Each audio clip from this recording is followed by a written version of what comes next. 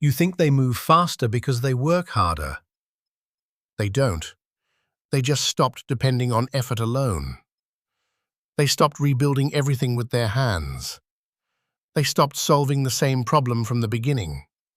They stopped confusing motion with progress. That is the difference you keep missing. From the outside, it looks like speed, it looks like momentum, it looks like talent. But most of the time, it is structure, it is placement, it is advantage built before the work even starts. You are looking at the visible part, the action, the output, the result. You are not looking at what is underneath it, the position, the system, the leverage. So you compare your strain to their result, and it feels unfair because you are using force, and they are getting distance. But force and distance are not the same thing. You can strain for hours and barely move. Someone else can make one correct move and change the entire outcome. That is not luck. That is not magic. That is not cheating. That is what happens when effort is attached to something that multiplies it. Every action they take connects to something. A network, a reputation, a skill stack, a process, a position they built earlier. So when they move, they are not moving alone. Their past work is moving with them. That is why it looks easier, because it is. Not easier because they are soft, easier because they stopped relying on brute force. You are still carrying the full weight yourself, every time. You restart the machine by hand. You rebuild momentum from zero. You spend energy creating what should already exist. And that keeps you tired, not just physically, strategically, because exhaustion hides patterns. When you are always pushing, you do not step back. When you do not step back, you do not see the design. So you keep doing more hours, more pressure, more output. But more is useless when nothing compounds. That is the part that separates people, not effort, compounding effort. The ability to make one action support the next. The ability to build something once and benefit from it again. The ability to stop trading time for every result. The people moving faster are not always stronger than you. They are often less wasteful than you. They are not burning energy everywhere. They are not restarting every morning. They are not solving solved problems. They build a base, then they move from it. They build a tool, then they use it again. They build trust, then opportunities come to them faster. They build skill, then fewer mistakes slow them down. That is why their effort travels farther, because it has something to travel through. Yours keeps hitting the ground and dying there. This is why hard workers often feel bitter. They know they are trying. They know they are sacrificing. They know they are carrying weight. But they do not understand why someone else is still advancing faster. And without understanding leverage, they create the wrong story. They say the world is unfair. They say other people got lucky. They say results are fake. They say shortcuts are dishonest. No, some people just learned how not to live by force alone. Once you understand that, your entire view changes. You stop admiring visible struggle. You stop worshipping exhaustion. You stop measuring value by how drained you feel at the end. You start asking better questions. What keeps working after I stop? What carries weight for me? What removes friction instead of proving how much I can endure? That is where speed actually begins. Not in effort, in structure. Not in pressure, in leverage. Not in doing more with your hands, in building something that keeps moving when your hands are off it. Most people don't fall behind because they're lazy. They fall behind because they're positioned wrong. They start from zero every single time. They wake up, push, work, try, and at the end of the day, nothing carries forward. Nothing builds, nothing compounds, nothing stays. So tomorrow feels exactly the same. Not because they failed, but because nothing stacked. This is the invisible trap. You think you're progressing, but you're just repeating effort without accumulation. And repetition without accumulation is just controlled stagnation. It feels productive, but it leads nowhere, because nothing is being built beneath the action. Look closely at how most people operate. They complete tasks, but they don't create systems. They solve problems, but they don't eliminate them. They work hard, but they don't reduce future effort. So everything costs them again. Time, energy, focus. Every single day. The ones moving faster stopped paying full price. Not because they cheat, but because they design. They build once, then reuse. They learn once, then apply across everything. They struggle once, then remove the need to struggle the same way again. That is accumulation. That is compounding. That is how effort starts stretching. You don't need more effort. You need effort that stays. Effort that connects. Effort that carries forward. Right now, you are spending everything you produce and wondering why nothing grows. It's the same pattern as money. If everything you earn is used immediately, you never build anything. Effort works the same way. If every action disappears after it's done, you stay in survival mode, working, resetting, working again, with no real expansion. But the moment something starts staying, everything changes. A system removes a repeated task. A skill reduces mistakes. A connection opens doors faster. A process saves time. Now, effort is no longer isolated. It starts stacking. It starts multiplying. That's when speed appears. Not because you're rushing, but because less is being wasted. Less restarting. Less rebuilding. Less unnecessary friction.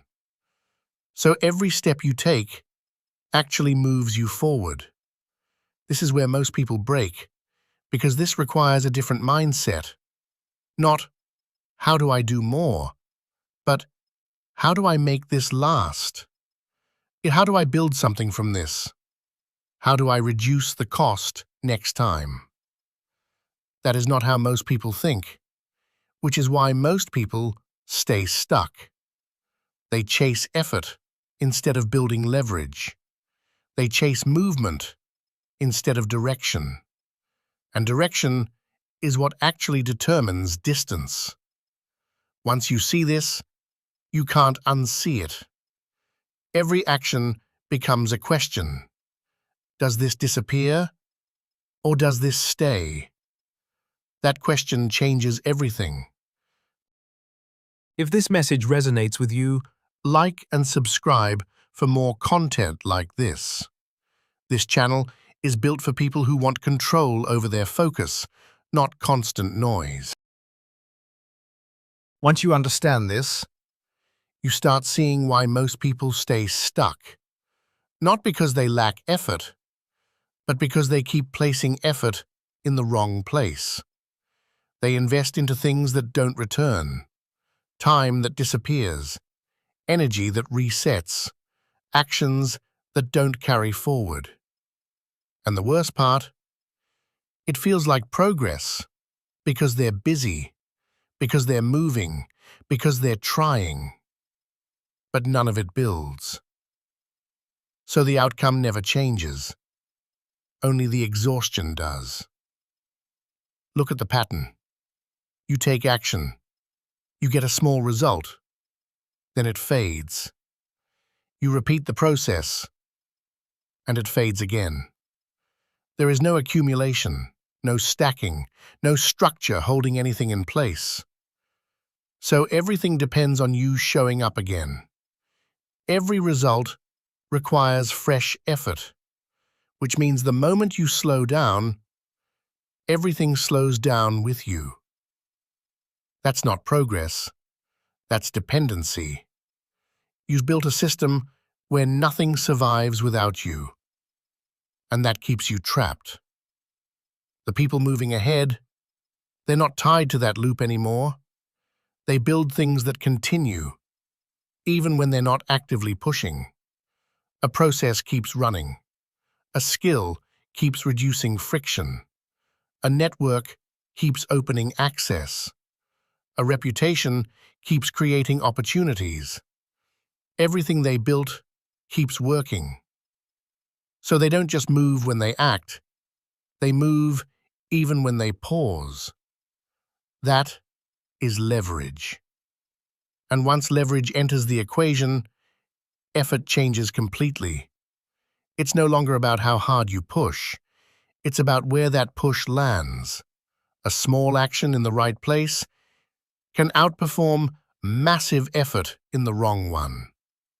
That's why some people look like they're barely trying, but still advancing faster than everyone around them.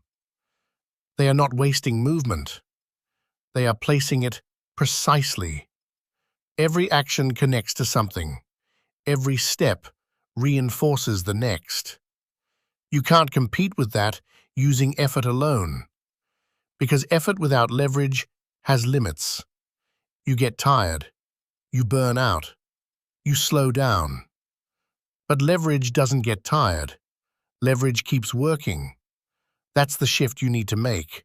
Not more effort, better placement. Start looking at everything you do through that lens. Does this build something? Does this reduce future cost? Does this carry forward? If it doesn't, you're just spending energy. And spending energy without building anything is how people stay stuck for years. You don't need to do more. You need to stop wasting what you already do.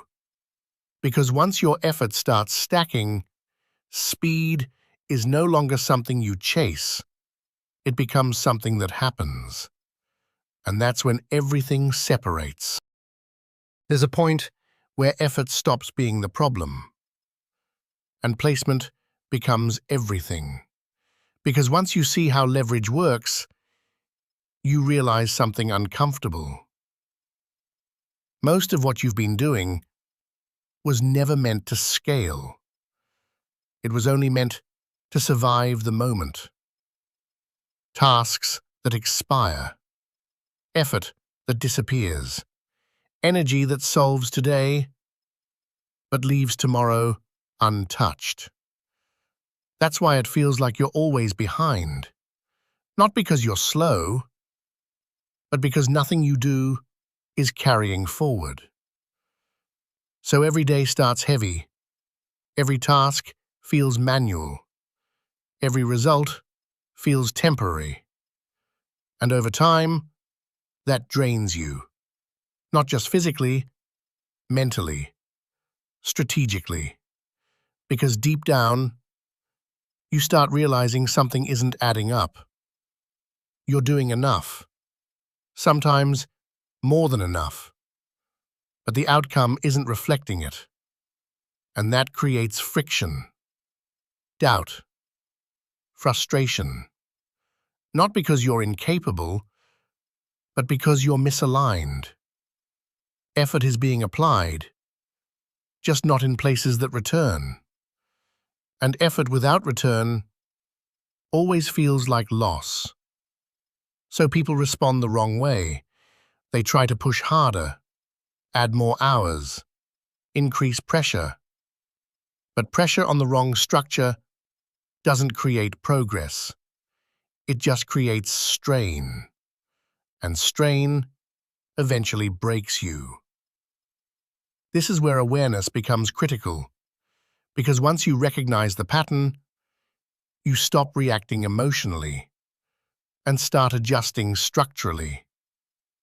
You begin pulling back from constant motion, not to slow down, but to see clearly. Where is your effort going? What is it producing?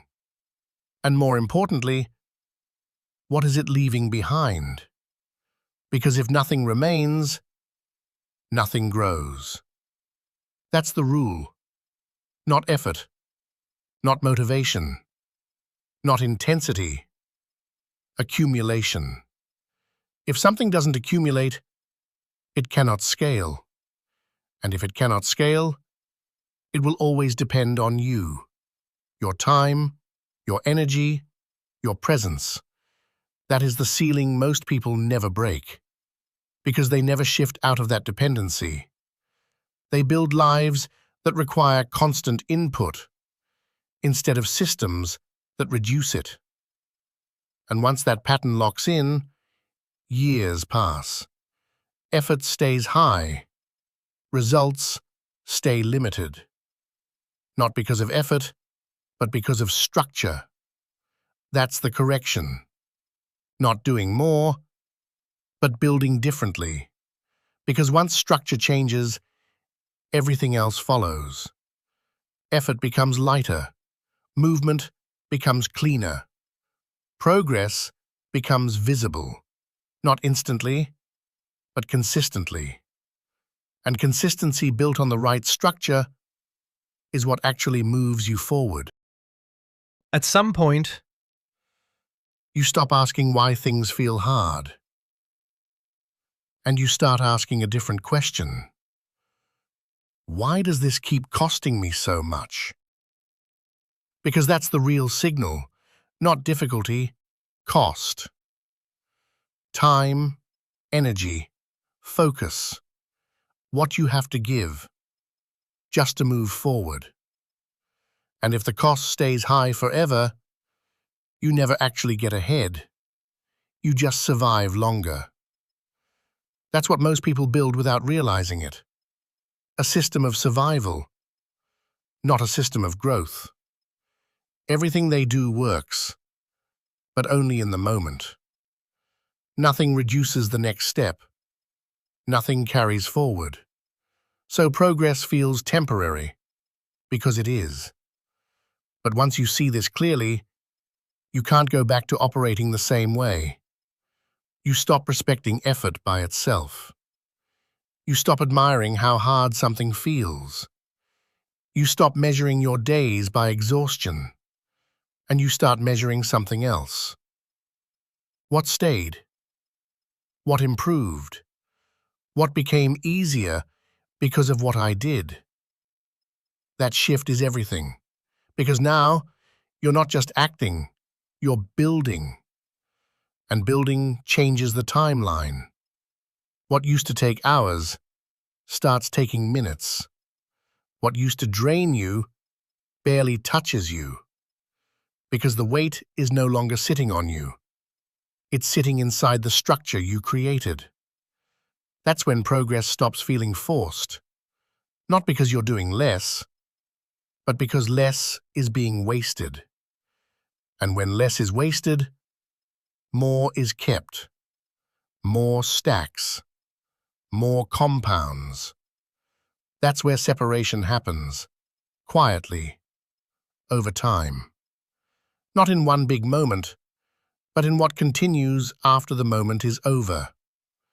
So if you've been feeling stuck, if you've been pushing and not seeing it reflect, stop asking how to push harder.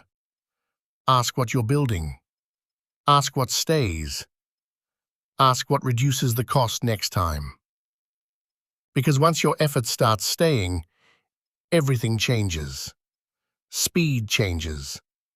Clarity changes. Direction changes. And the gap you thought was about effort reveals itself. It was always about structure.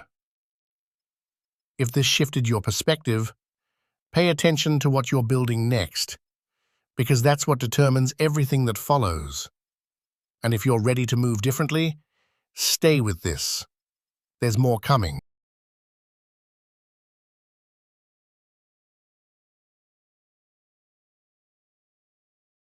Most people ignore this. Not because it's complex, because it's quiet. Showing up doesn't feel powerful. It doesn't feel like progress. It feels neutral. No breakthrough, no visible shift. Nothing that signals this is working. So the mind looks elsewhere. For intensity. For something that feels like movement. But real progress doesn't feel like that. It builds through repetition, through consistency, doing the same thing when nothing is telling you to continue. That's where separation starts. Not in effort, in stability. Because most people are not inconsistent in ability. They're inconsistent in behavior. They act when they feel motivated. They stop when they don't. They push when results appear. They disappear when they don't. So their output breaks. And when output breaks, nothing compounds. Nothing stacks. That's what consistency actually does. It allows accumulation. Small actions stacking over time. But stacking requires continuity. And continuity requires showing up when it feels unnecessary. That's the part people avoid, not the work, the repetition. Because repetition feels slow. It feels like no progress, like you're in the same place. But the change is internal, in structure, not in visible results. Your perception sharpens, your reactions stabilize, your execution improves. None of that looks dramatic. It doesn't create a moment. It creates a base. And a base stays invisible until something is built on it. That's why it feels like nothing. Most people need confirmation. They need results. They need feedback, something that tells them to continue. But showing up gives none of that. It gives silence.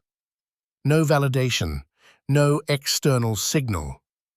Just repetition. And that's why it works. Because it filters people. Not by skill, but by tolerance. Tolerance for silence. Tolerance for slow progress. Tolerance for no return. Most people don't have that. So they leave. They reset. They switch. Over and over, never staying long enough for anything to build. But the ones who stay, who keep showing up without needing it to feel important, they build something different. Not intensity, not speed. They build reliability, a pattern that doesn't break, that doesn't depend on mood. And over time, consistency outpaces everything else. Because it doesn't stop. And that quiet continuation is where the real power starts. If this message resonates with you, Like and subscribe for more content like this. This channel is built for people who want control over their focus, not constant noise. the shift doesn't happen in one day. It happens in accumulation. Small, repeated actions, stacking without interruption. And at first, nothing about it feels different. You show up, you do the work, and externally, nothing changes.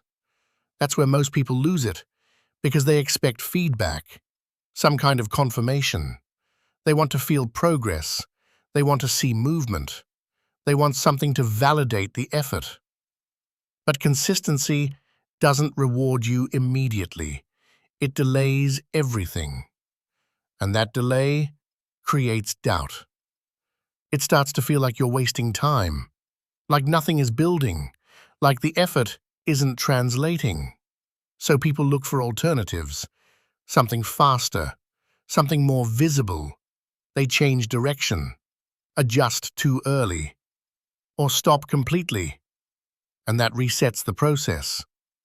Back to zero, every time. Because consistency only works when it's uninterrupted, not perfect, unbroken. That's the difference.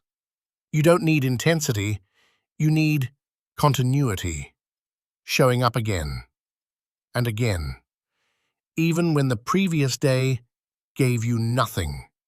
Because what's building isn't visible yet. It's forming beneath the surface, in structure.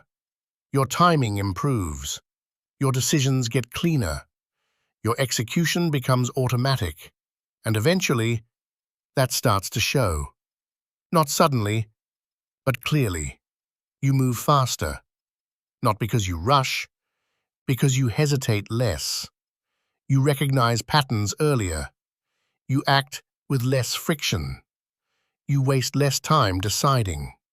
And from the outside, it looks like progress appeared, like something clicked, like you suddenly improved.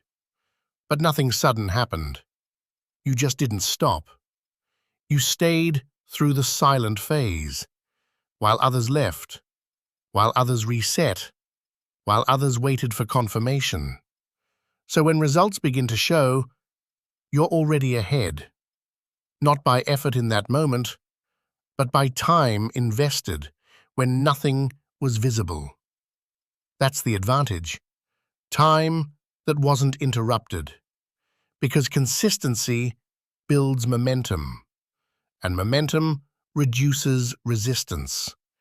It makes continuation easier, but momentum only exists if you didn't break the cycle, if you didn't stop early, if you didn't leave when it felt pointless. That's why showing up matters, not for what it produces today, but for what it compounds over time. Each day adds almost nothing, but together they create something that can't be matched quickly. And once that builds, it's difficult to stop, because now the system is carrying you. Not motivation, not emotion, structure, habit. And that's when it shifts from effort to identity. You're no longer trying to show up. You just do, without negotiation. At the highest level, it becomes invisible again, but for a different reason. Not because nothing is happening, but because it's now normal. Showing up is no longer a decision. It's no longer something you debate. It's built into how you operate. There's no friction, no internal resistance, no need to convince yourself. You don't ask if you should do it. You just move. Because that's the standard now. And this is where the real separation happens. Not when you start, when you stop needing a reason. Most people still rely on something external, motivation, urgency, pressure, something that pushes them into action. But when showing up becomes internal, it no longer depends on any of that. It happens regardless of how you feel, regardless of the environment, regardless of whether it's rewarding. And that consistency creates something most people never reach. Predictable output, stable execution, not occasional performance, but sustained performance, without interruption. And over time, that stability compounds. It sharpens everything, your timing, your awareness, your decisions. So when opportunities appear, you don't hesitate. You don't second guess, because you've already built the habit of acting, of executing, of following through. And that's what makes it powerful.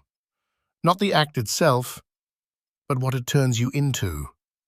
A system that doesn't break, a pattern that continues, a standard that holds. While others fluctuate, you remain consistent. While others reset, you continue. And over time, that gap becomes undeniable. Not because you moved faster, but because you never stopped. That's the quiet power. Not dramatic, not visible at first, but relentless. Built in repetition, strengthened in silence, proven over time. And once it's established, it doesn't fade. Because it's no longer effort. It's who you are. It's how you operate, without needing to think about it. Here's a slightly stronger one without breaking tone. If this made sense, like the video and subscribe for more.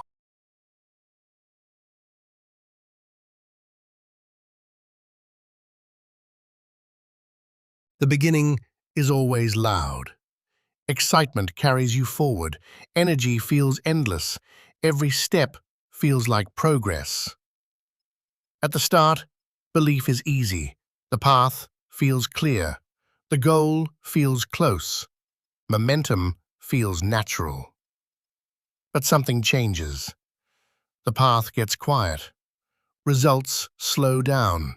The visible progress disappears. The excitement fades. And suddenly, the journey feels different. You wake up one morning, and the effort feels heavier. The distance feels longer. The destination feels uncertain. Nothing dramatic has happened, no clear failure, no sudden collapse. Just silence. The early momentum disappears. The feedback stops.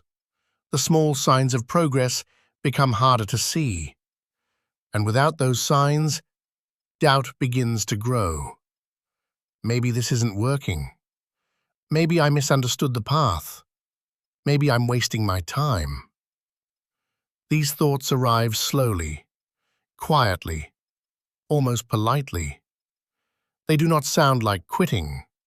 They sound like reasoning. Your mind begins searching for evidence. Proof that the effort will eventually matter. Proof that the struggle is leading somewhere. But the middle of a difficult path rarely provides proof.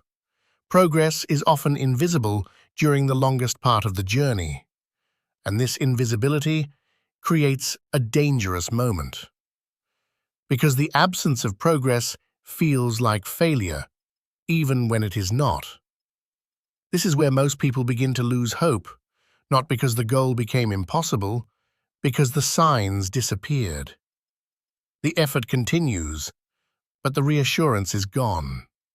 And without reassurance, belief begins to weaken.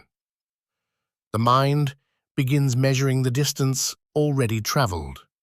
It begins calculating the effort still required. It begins wondering whether the cost is worth it.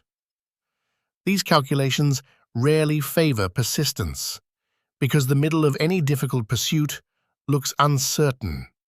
You cannot see the destination clearly. You cannot measure how close you are. You cannot confirm that the effort will eventually pay off.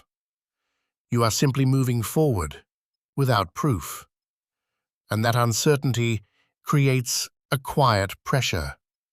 A pressure that asks a simple question. Why continue? The early excitement no longer answers that question.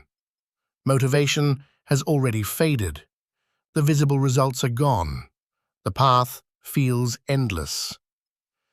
This is the moment when most journeys quietly end, not through dramatic failure, but through slow discouragement. The person who once felt unstoppable begins to hesitate. The effort becomes inconsistent. The belief becomes fragile. And slowly, the work begins to disappear. But this quiet stage is not the end of the path.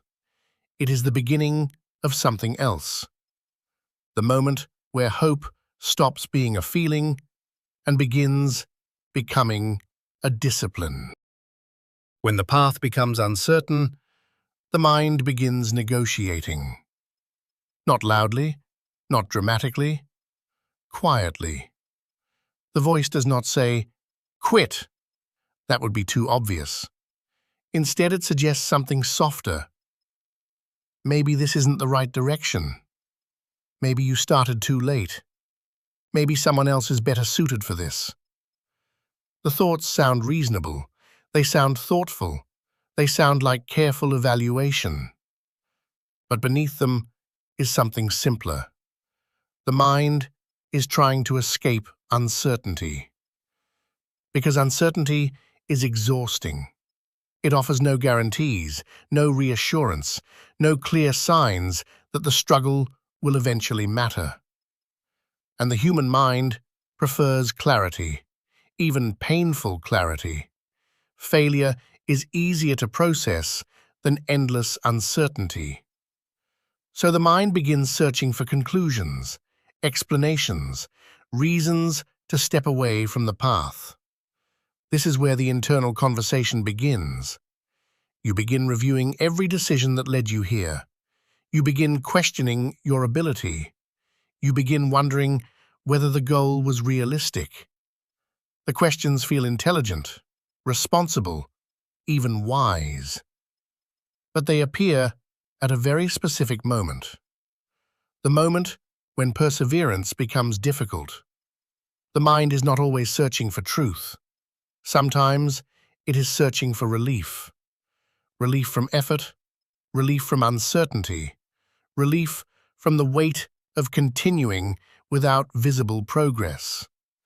And negotiation offers that relief. Take a break.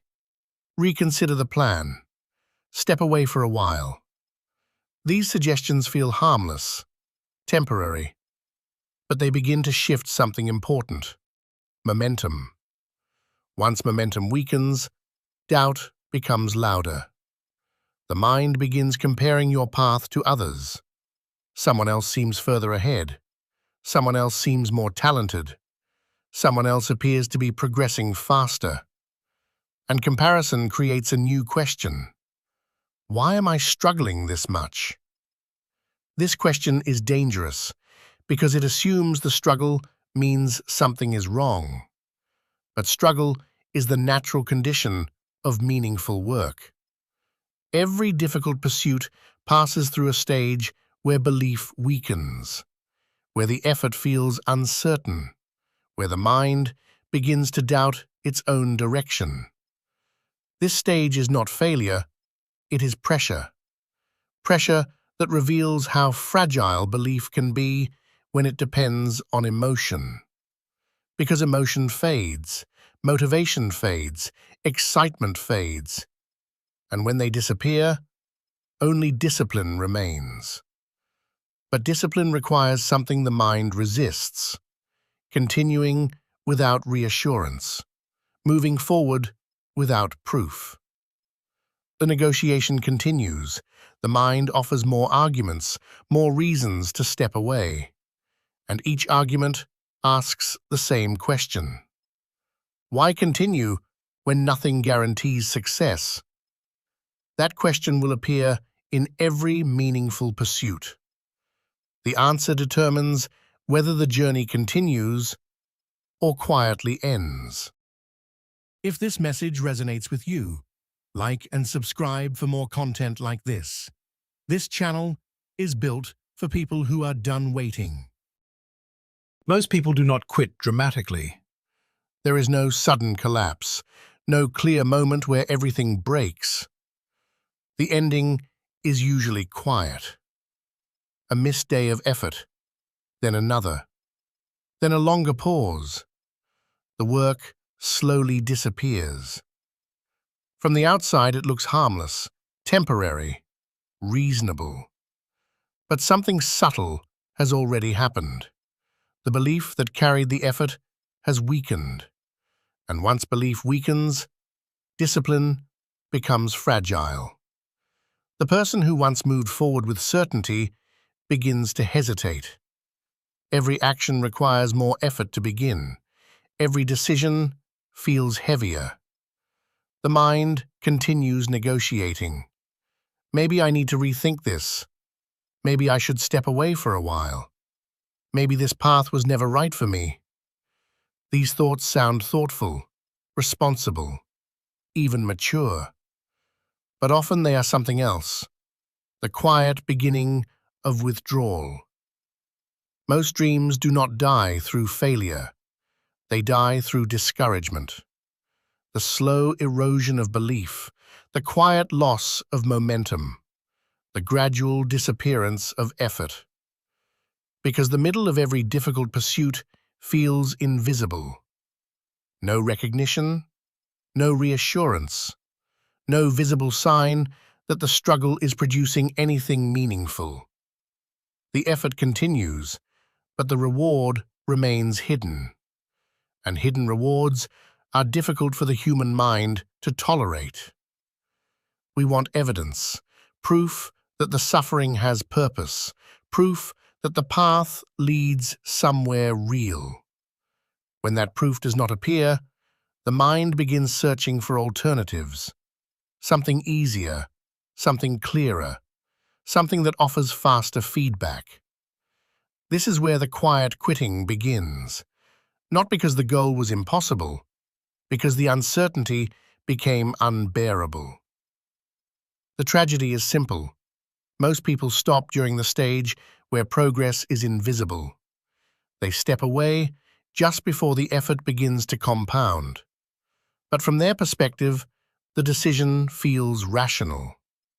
They look at the time invested, the struggle endured, the lack of visible results, and they conclude something logical. This isn't working. What they cannot see is the invisible momentum building beneath the surface. Because meaningful progress often accumulates silently, for months, sometimes for years. Skills improve gradually. Understanding deepens slowly. Foundations strengthen without obvious signs. But from the outside, it still looks like nothing. And that illusion convinces people to leave. They walk away not because they failed, but because the path became quiet. This silent stage is where most journeys end, not in chaos, in discouragement. But those who continue through this silence discover something important. The quiet stage was never the end of the path. It was the entrance to the hardest part of it. Most people misunderstand hope. They believe hope is a feeling, something that appears when the future looks promising, when progress is visible, when success seems likely. But that kind of hope is fragile. It survives only when conditions are favorable, when encouragement exists, when the path feels clear. The moment uncertainty appears, that hope begins to disappear. Because emotion cannot carry effort for long, motivation fades, excitement fades, confidence fades.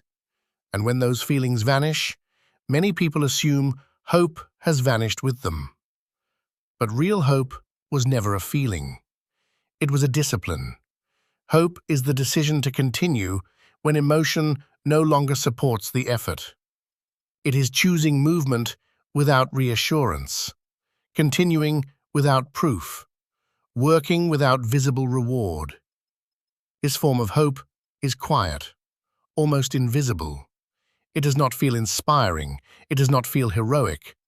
Often it feels heavy, uncertain, even lonely. Because disciplined hope requires something difficult. Trust without evidence. Not blind belief that success will happen, but the willingness to continue even if success remains uncertain. This difference is important. Blind optimism waits for signs. Disciplined hope creates movement without them. Blind optimism depends on emotion. Disciplined hope depends on commitment. The person practicing disciplined hope wakes up each day and continues the work. Not because they feel inspired, because they decided the effort matters. This decision remains stable even when the emotional energy disappears. And eventually, something unusual happens. The person who continues through uncertainty begins to outlast the doubt. The mind still questions the path, but the body continues moving. Action continues even while belief fluctuates. This is the moment where hope transforms. It stops being emotional encouragement and becomes disciplined persistence. You continue not because you feel certain, but because you refuse to abandon the path. This is the form of hope that survives difficult pursuits, not fragile optimism.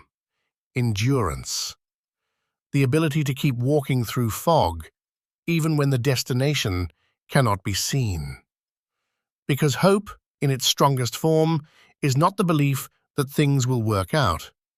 It is the discipline to continue, long enough to find out. There is a stage in every difficult pursuit that almost no one talks about. Not the beginning, not the breakthrough, the middle.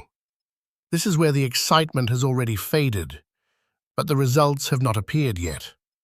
The work continues, but the rewards remain invisible. This stage is quiet, almost empty. No applause, no recognition, no clear confirmation that the effort is leading anywhere meaningful. And because of that, it becomes the loneliest stage of progress. You begin to notice something strange. The people who once encouraged you have stopped asking about the journey. The early curiosity fades. The excitement surrounding the goal disappears. The world moves on, but your effort continues. You wake up each day and return to the same work, the same repetition, the same uncertainty.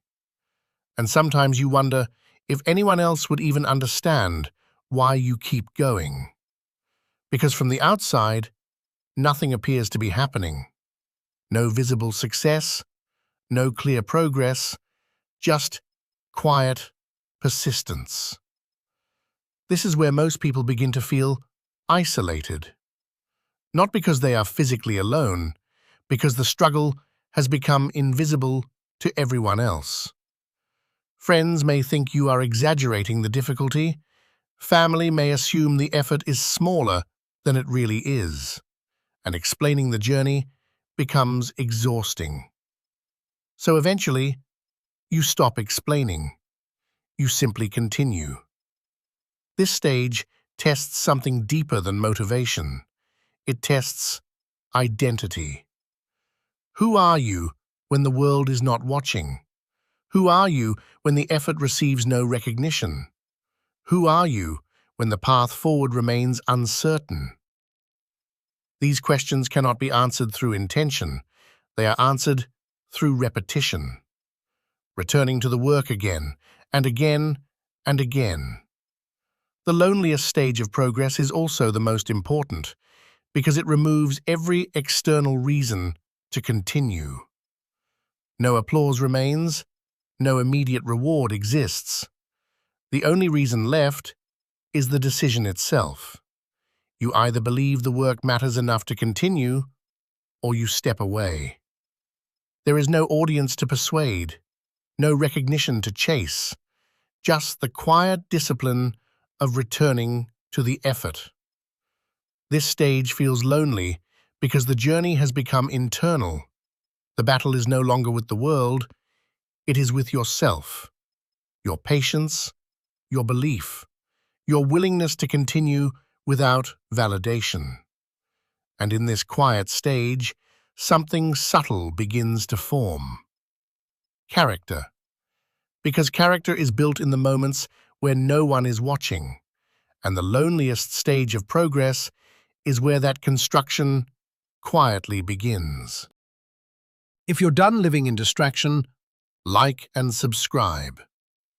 This channel exists to help you protect your attention and build something real. Persistence rarely looks heroic. In stories, persistence is dramatic, the moment of triumph, the breakthrough after struggle. But the real version is different. Persistence is repetitive. It is waking up and doing the same work again, even when the excitement is gone, even when the results are unclear. It is continuing when the effort feels ordinary. Because most of persistence happens in ordinary days, days where nothing remarkable happens. You wake up, you work, you make small improvements, you stop. Then, you repeat the process tomorrow. There is no dramatic moment, no sudden transformation, just repetition. This is why persistence often feels boring. It lacks the emotional intensity people expect from meaningful pursuits. The work becomes routine, the progress becomes gradual, the effort becomes quiet. And quiet effort is difficult for the mind to respect.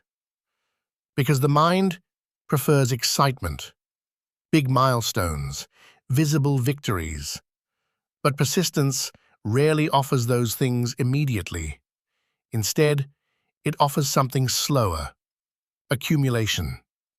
Each day adds a small piece, a slightly improved skill, a slightly deeper understanding, a slightly stronger tolerance for difficulty. These changes are subtle, almost invisible from day to day, but over time, they compound. This is the secret most people misunderstand. Persistence does not rely on emotional intensity. It relies on stability, the ability to continue the work even when the emotional energy is gone, when belief feels weaker, when motivation feels quiet. The disciplined person does not wait for motivation to return. They build a rhythm that carries them forward regardless of how they feel. Work begins at the same time. Effort continues in the same direction. Progress grows slowly beneath the surface. Because persistence is not a single moment of determination. It is thousands of small decisions. Each day, you choose whether to return to the work. Each day, you choose whether to continue walking the path. Most of those days feel ordinary, but those ordinary days create extraordinary outcomes. The person who persists is not always the most talented, not always the most confident, not always the most motivated. They are simply the one who continues longer. And continuing longer allows the quiet power of accumulation to appear. Persistence is not dramatic. It is patient. It is repetitive. It is often boring. But inside that repetition, something powerful is forming. The foundation for the moment when the quiet effort finally begins to show. For a long time, nothing seems to change. The work continues, the repetition continues, the uncertainty continues. Days turn into months, months sometimes turn into years, and still the path looks the same. This is the stage where many people assume the effort is pointless. They look at the time invested, the energy spent, the distance already traveled, and they see very little evidence that anything meaningful has happened. But beneath the surface, something has been building.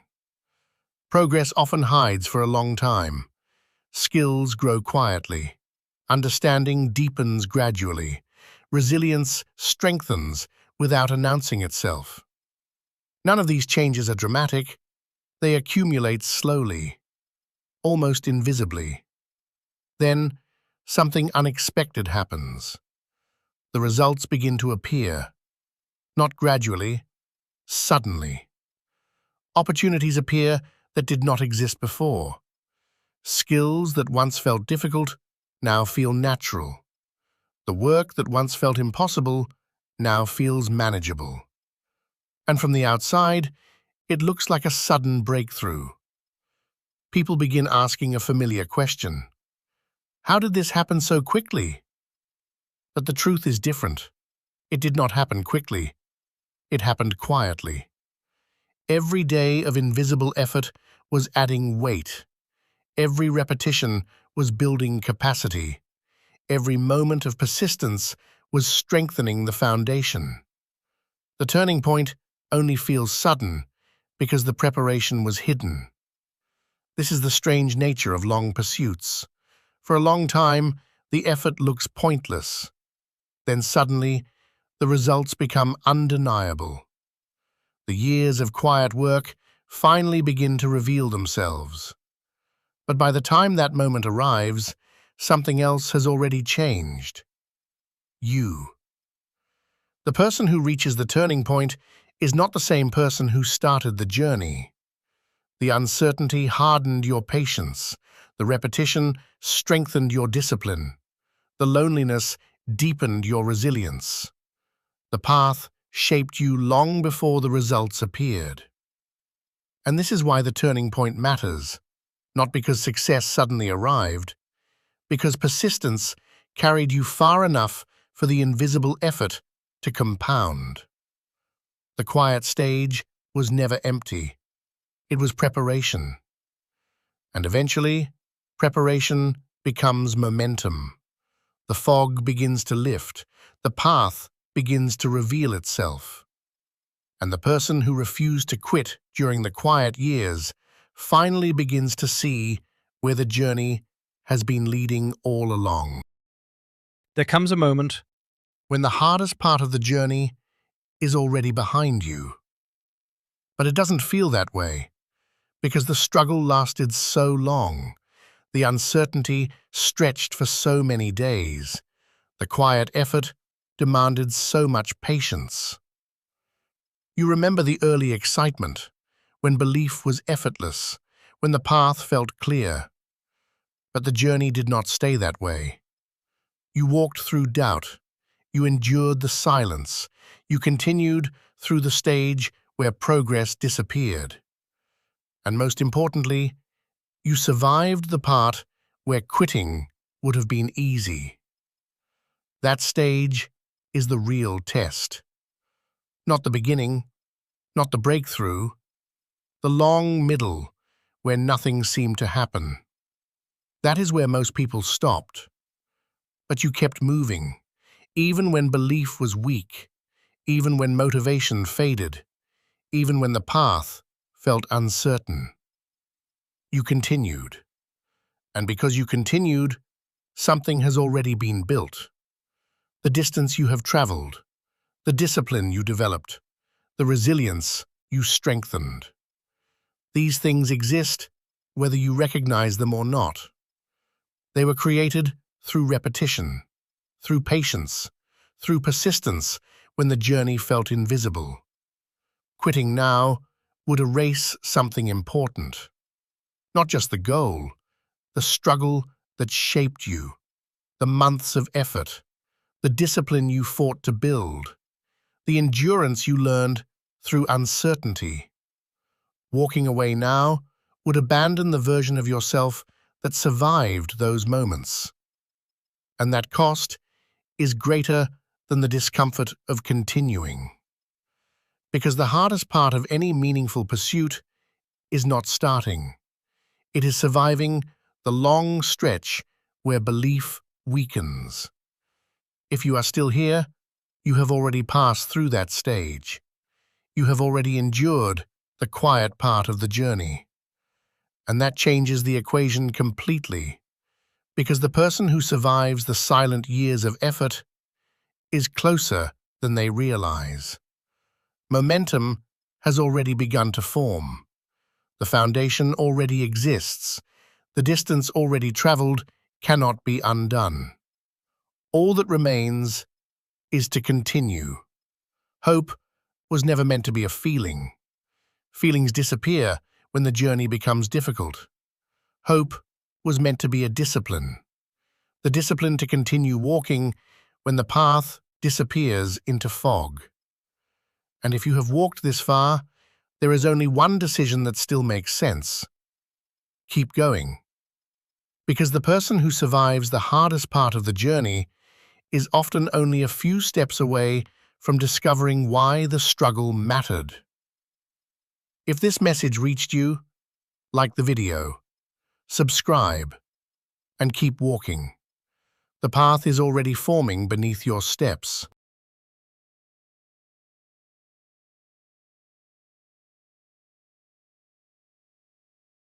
Most people believe danger means violence. They imagine aggression, noise, chaos. But real danger has nothing to do with that. A dangerous man is not loud. He is not reckless. He is not emotional. A dangerous man is capable. Capable of discipline. Capable of restraint. Capable of action when action becomes necessary. And that is exactly what most people never become. Not because they lack intelligence, not because they lack potential, but because the world quietly trains them to be harmless. From the beginning, the message is subtle. Do not cause trouble. Do not stand out. Do not make people uncomfortable. Follow the rules. Stay in line. Be reasonable. And slowly, something begins to change inside a person. The instinct to push back disappears. The instinct to question fades. The instinct to confront difficulty weakens. Over time, most people become extremely good at one thing: compliance. They become polite, predictable, safe. And systems love safe people. Safe people do not disrupt structures. Safe people do not challenge authority. Safe people do not demand control over their own lives. They simply adapt. They learn to tolerate things they once would have resisted. They accept conditions they once would have rejected. They silence instincts that once would have protected them. And eventually, they forget those instincts ever existed. This is the quiet transformation most people never notice. It does not happen in one moment. It happens across years. A small compromise here, a silent acceptance there, another moment where speaking up feels inconvenient. And slowly, a person becomes easier to manage, easier to predict, easier to control. But something else disappears in the process: the edge, the quiet understanding that if necessary, you can push back, you can walk away, you can say no. Most people never develop that edge, because developing it requires something uncomfortable: conflict, discomfort, responsibility. It requires standing alone sometimes. It requires disappointing people. It requires refusing expectations that were placed on you. And most people would rather stay liked than become formidable. So they choose safety. They choose acceptance. They choose predictability. And without realizing it, they trade away the one thing that makes a human being difficult to control: the capacity to become dangerous. Not violent, not reckless, but capable. Capable of standing alone. Capable of refusing pressure. Capable of acting when others hesitate. And once that capacity disappears, something inside a person becomes permanently smaller. The world does not need you to be cruel. It does not need you to be aggressive. But it does demand one thing if you want to remain sovereign: the ability to become dangerous when the moment requires it. Most people do not become harmless overnight. It happens slowly, quietly, almost invisibly. The process usually begins with something small, a moment where speaking honestly feels inconvenient, a situation where pushing back feels unnecessary, a decision where silence seems easier. None of these moments feel important. They look ordinary, even responsible. But every one of those moments carries a choice. Maintain your edge or smooth it away. Most people smooth it away, not because they are weak, but because they are trying to avoid friction. Human beings are deeply sensitive to approval. We want to be accepted. We want to belong. So when tension appears, the instinct is to resolve it quickly, to restore comfort. But comfort can quietly become a leash. When approval becomes important enough, behavior begins to change around it. Opinions soften, boundaries weaken. A person starts asking different questions, not, "Is this right?" but, "Will this upset someone?" Once that shift happens, the internal structure begins to change. Convictions become flexible, disagreements become private, resistance becomes rare. And over time, people adapt to this version of themselves. They begin describing it as personality. I'm easygoing. I don't like conflict. I prefer to keep things peaceful. And sometimes that is true, but often it hides something else. A quiet loss of personal authority. Authority does not mean dominance. It does not mean aggression. It simply means you are capable of holding your ground, capable of refusing pressure, capable of saying no, capable of stepping away when necessary. But when a person practices avoidance long enough, those abilities weaken, not dramatically, gradually. The mind begins filtering its own impulses. That might cause problems. That might create tension. That might make things uncomfortable. So the impulse disappears. The question stays unspoken. The boundary stays undefended. And eventually, the person stops noticing the difference. Because when something fades slowly enough, it feels normal. A life without resistance begins to feel stable, predictable, safe. But safety without strength has a hidden cost. It removes the possibility of becoming dangerous, not violent, not reckless, but capable of standing alone when necessary, capable of refusing pressure, capable of disrupting expectations. Most people never develop that capacity, not because they cannot, but because comfort quietly replaces it. And once a person becomes predictable, manageable, safe, the edge disappears.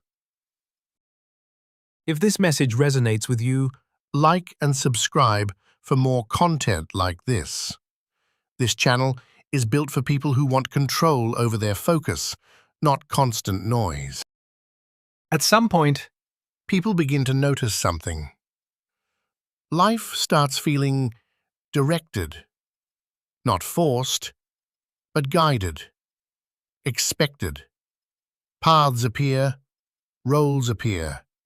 Decisions start to feel pre-made. Do this. Follow that. Stay inside these limits. Most people move along those paths without questioning them. Not because they are incapable of questioning, but because questioning introduces friction. And friction makes life harder. So people adapt. They follow expectations. They accept structures. They move through the systems built around them. For a while, this feels normal, stable, predictable. But eventually, something begins to feel off.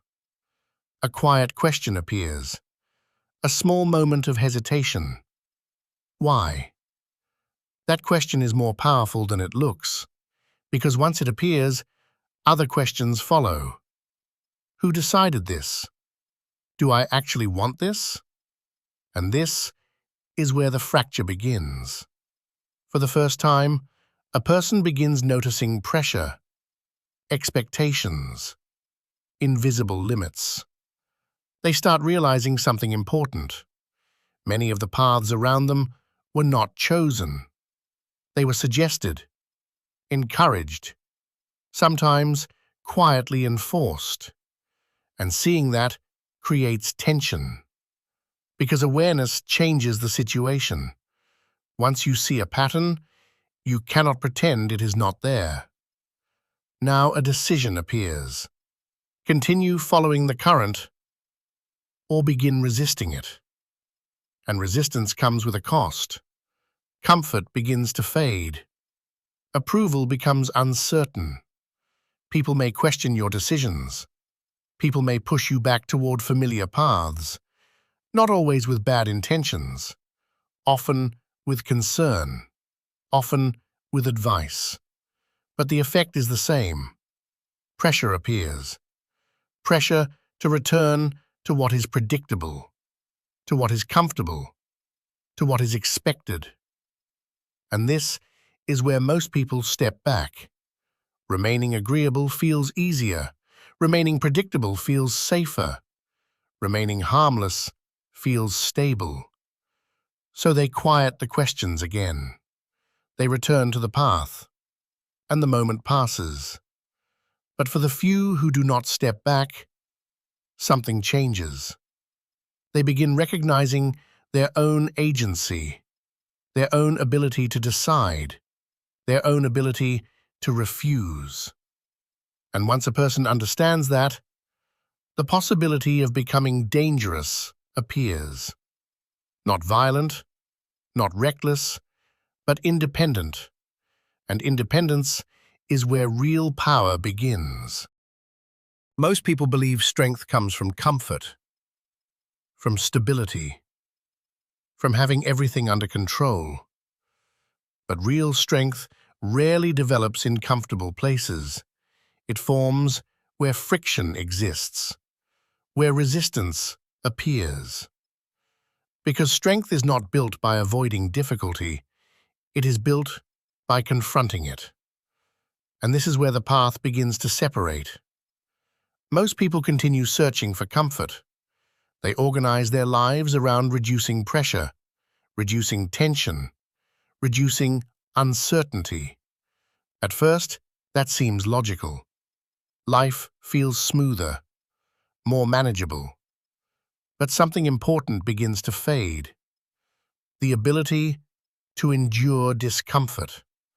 The ability to tolerate pressure. The ability to remain steady when things become difficult. Without those abilities, a person becomes fragile, not physically, psychologically. Pressure begins to feel overwhelming. Conflict feels threatening. Resistance feels exhausting. And fragility makes people predictable. Predictable people avoid risk. Predictable people avoid confrontation. Predictable people avoid responsibility. Because responsibility carries consequences. It requires decisions. It requires ownership. It requires standing behind your actions. And standing behind your actions means accepting something most people resist: accountability.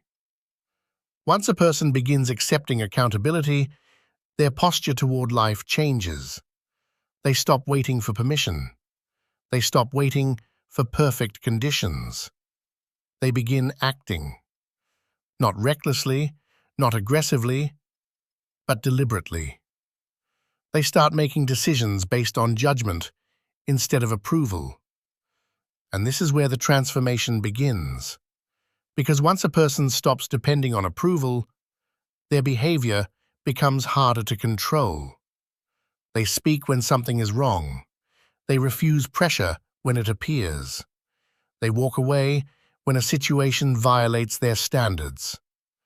That kind of person becomes difficult to predict, not because they are chaotic, because they are governed by internal rules, principles instead of pressure, judgment instead of approval, responsibility instead of avoidance. And once those foundations exist, a person begins developing something rare: controlled power. The kind of power that does not need to display itself. The kind of power that does not need attention. The kind of power that simply exists. Others begin sensing it, even if nothing is said, because there is a quiet difference between someone who must comply and someone who could refuse. That difference is where danger begins. Not violence, not aggression, but capability. And capability changes everything. Most people never become dangerous. Not because they lack intelligence, not because they lack ability, but because they spend their lives avoiding the conditions that create strength. They avoid friction. They avoid resistance. They avoid responsibility. And over time, avoidance becomes identity.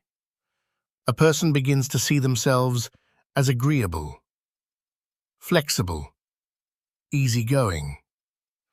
None of those traits are inherently wrong, but when they replace conviction, something essential disappears: the ability to stand firm. Because standing firm always carries a cost. Sometimes it creates conflict. Sometimes it creates discomfort. Sometimes it creates distance. People may disagree with you. People may misunderstand you. People may resist you. And most people would rather avoid those outcomes. So they compromise. Then they compromise again and again, until one day they realize something unsettling. Their life has been shaped almost entirely by other people's expectations. This realization arrives quietly, often later than people expect. A moment where you recognize how many decisions were guided by comfort, how many paths were followed because they were safe, and how rarely you chose resistance. But the story does not end there, because the capacity to change that pattern always exists. It begins with something simple: accepting responsibility for your own direction. Not blaming the system, not blaming circumstances, not blaming other people, but deciding that from this moment forward, your actions belong to you. That decision changes how you move through the world. You stop seeking permission. You stop waiting for approval. You stop shaping your choices around comfort. Instead, you begin asking a different question. What is correct? Not what is easy, not what is popular. What is correct? And once a person begins living that way, their posture changes. They speak clearly. They act deliberately. They hold their ground when pressure appears. People notice the difference. Not because the person becomes aggressive, not because they seek confrontation, but because they are no longer easy to move. That is what danger really means. A person who cannot be quietly shaped. A person who cannot be easily directed. A person who cannot be reduced by pressure. Not violent, not reckless, but capable. Capable of discipline. Capable of restraint. Capable of action when action becomes necessary. That is the kind of strength most people never develop, because it demands responsibility. It demands discomfort. It demands courage. But for those willing to accept those conditions, something rare appears. A mind that cannot be easily controlled. And that is where real power begins. If this message resonated with you, like the video and subscribe. The work of building that strength has only begun.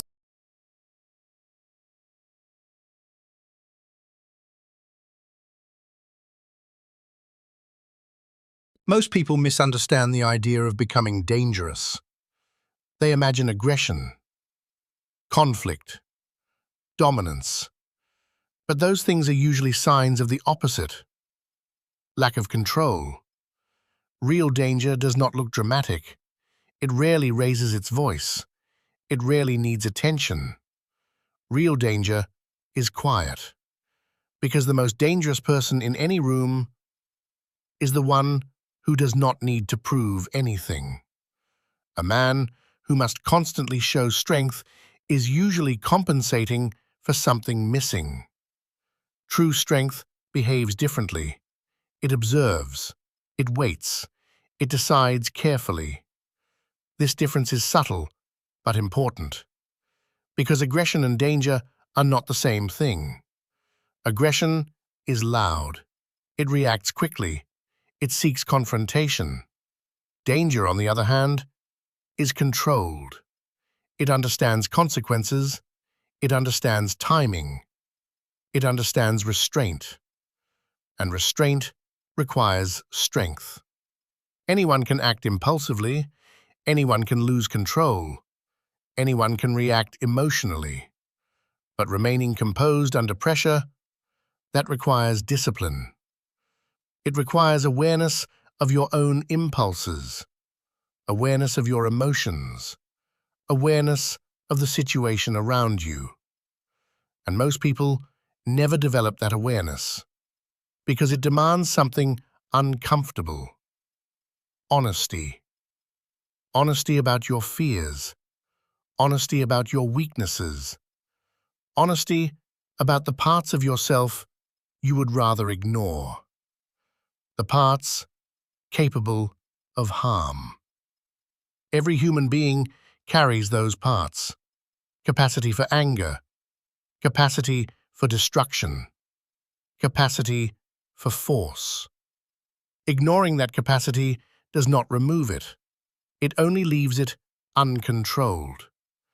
And uncontrolled force is dangerous in the worst way. Chaotic. Unpredictable. The Stoics understood something many people avoid. Strength must be acknowledged before it can be disciplined.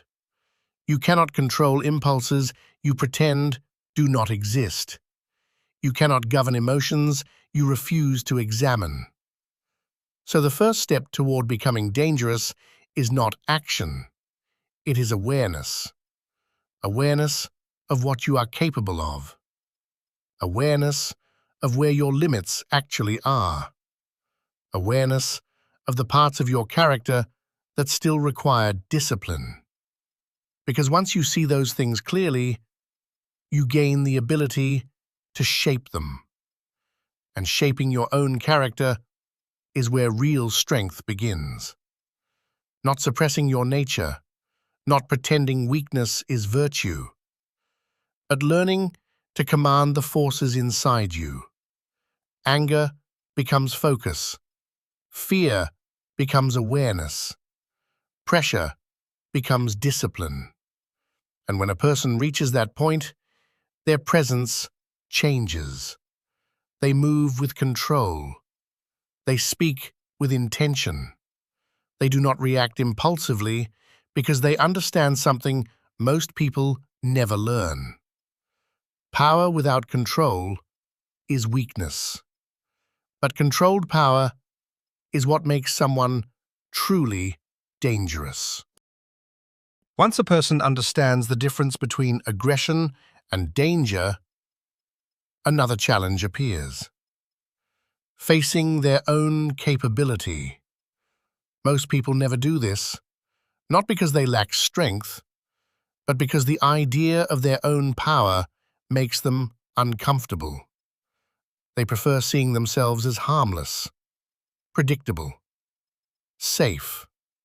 It feels morally correct, even virtuous. But harmlessness is not the same as virtue. Virtue requires choice. Harmlessness often comes from lack of ability. A person who cannot cause damage is not demonstrating restraint. They are simply limited. Real restraint only exists when capability is present. This is why disciplined people develop strength before they emphasize control. They build capacity, physical capacity, mental capacity, the ability to endure pressure, the ability to remain calm in conflict, the ability to act when action becomes necessary. But this stage creates internal tension, because capability changes how you see yourself. You begin recognizing your potential for force, your ability to disrupt situations, your ability to resist pressure. For many people, that realization is unsettling. They worry about misusing it. They worry about becoming someone they dislike. So they avoid developing that capacity entirely. But avoiding strength does not create morality. It creates fragility. Because a fragile person cannot protect themselves. They cannot defend others. They cannot withstand pressure when it arrives. And pressure always arrives eventually. Life does not remain peaceful forever. Situations become difficult. People become hostile. Decisions become complicated. In those moments, harmlessness provides no protection. Only capability does. Capability combined with discipline. That combination is where controlled danger appears. A person who can act but chooses restraint. A person who can push back but understands timing. A person who does not fear conflict, yet does not seek it. This balance is difficult to develop. It requires self-observation. It requires discipline. It requires repeated exposure to pressure. But once it exists, fear begins to lose its control over you. Because fear often comes from uncertainty. Uncertainty about what you are capable of doing. Uncertainty about how you would respond. Capability removes much of that uncertainty. You begin trusting your ability to handle difficult situations, to remain steady when pressure rises, to make decisions when others hesitate. And once that confidence appears, something inside you becomes difficult to control. Not your behavior, your independence. Because a person who understands their own capability is far less likely to submit to pressure. And that is what makes them dangerous. If this message resonates with you, like and subscribe for more content like this. This channel is built for people who are done waiting. Once capability appears, another problem emerges. The cost of using it. Strength changes how you move through the world. Not because you become aggressive, but because you become less willing to tolerate what is wrong. And that shift creates tension. Situations you once ignored become difficult to ignore. Pressure that once controlled you becomes easier to resist. Expectations that once guided you begin to feel optional. This is where the real cost appears. Because independence rarely makes life simpler. It often makes it harder. People expect agreement. People expect cooperation. People expect predictability. When those expectations disappear, reactions follow. Confusion, resistance, sometimes even hostility. Not because others are malicious, but because predictable behavior makes systems stable. And unpredictable people disrupt stability. A person who can refuse pressure introduces uncertainty. A person who can walk away changes the dynamic. A person who cannot be quietly directed becomes difficult to manage. This is why independence often creates distance. Some relationships begin to shift. Some expectations begin to break. Some paths begin to separate. Many people encounter this moment and turn back because the pressure feels heavy. Remaining agreeable feels easier. Remaining predictable feels safer. Remaining harmless restores stability. So they soften their position. They adjust their behavior. They return to what others expect. And slowly, the edge disappears again. The independence fades. The capability remains unused. But for the few who continue forward, something else develops. Tolerance for solitude, not isolation, but the ability to stand without constant approval. The ability to hold a position even when others disagree. The ability to remain steady when pressure increases. This is where disciplined strength becomes visible, not through aggression, not through dominance, through stability. A person who does not bend easily. A person who does not panic under pressure. A person who does not abandon principles for comfort. That kind of presence changes environments because people instinctively recognize it. Someone who cannot be easily moved. Someone who cannot be quietly shaped. Someone capable of acting when necessary. And that capability carries weight. Not because it is displayed, but because it exists. And once it exists, the world begins responding to you differently. There is a point Where strength stops being theory and becomes responsibility. Up until this moment, most of the work has been internal. Discipline, awareness, control, learning how to manage your own impulses, learning how to tolerate pressure, learning how to stand independently. But eventually a situation appears where those lessons are tested. A moment where remaining silent is easier, but wrong. A moment where stepping forward creates friction, where resistance carries consequences. And this is where character reveals itself, because strength without action has little value. Principles without behavior are only ideas. Anyone can claim discipline. Anyone can claim courage. Anyone can claim independence until pressure appears. Pressure forces a decision. Act or retreat. Speak or remain silent. Most people retreat, not because they lack intelligence, but because consequences feel heavy. Conflict may appear. Reputation may shift. Relationships may change. Those possibilities create hesitation. But hesitation has its own cost. Every time a person abandons their principles, something inside them weakens. Not visibly, but internally. Confidence fades. Self-trust erodes. Decision-making becomes uncertain because the mind remembers compromise. It remembers the moment you stepped back. This is why disciplined people act when action becomes necessary, not recklessly, not emotionally, but deliberately. They understand that avoiding every conflict creates weakness. Avoiding every responsibility creates fragility. So when the moment arrives, they move.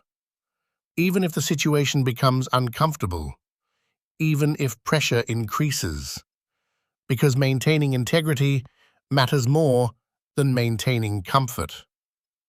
Integrity is what stabilizes character. It aligns action with principle. It removes internal contradiction. And when that alignment exists, confidence becomes natural.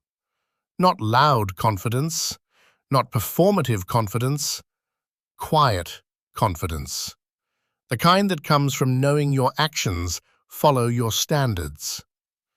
That kind of person becomes difficult to manipulate, difficult to pressure, difficult to control, because they are not governed by fear of discomfort. They are governed by judgment, and judgment, guided by discipline, is what turns capability into controlled danger. By the time someone reaches this point, something fundamental has changed. Not outwardly, but internally. They no longer measure their decisions by comfort or by approval. They measure them by principle. What is correct? What is necessary? What is aligned with their standards? This shift may appear small, but it changes everything. Because a person guided by principle becomes difficult to influence. Pressure loses its leverage. Approval loses its power. Not because the person rejects others, but because their direction no longer depends on them. They listen. They consider advice. They remain aware of consequences. But the final decision remains their own. And that independence creates a different kind of presence. A presence that does not bend easily. A presence that does not panic under pressure. A presence that does not abandon principles for convenience.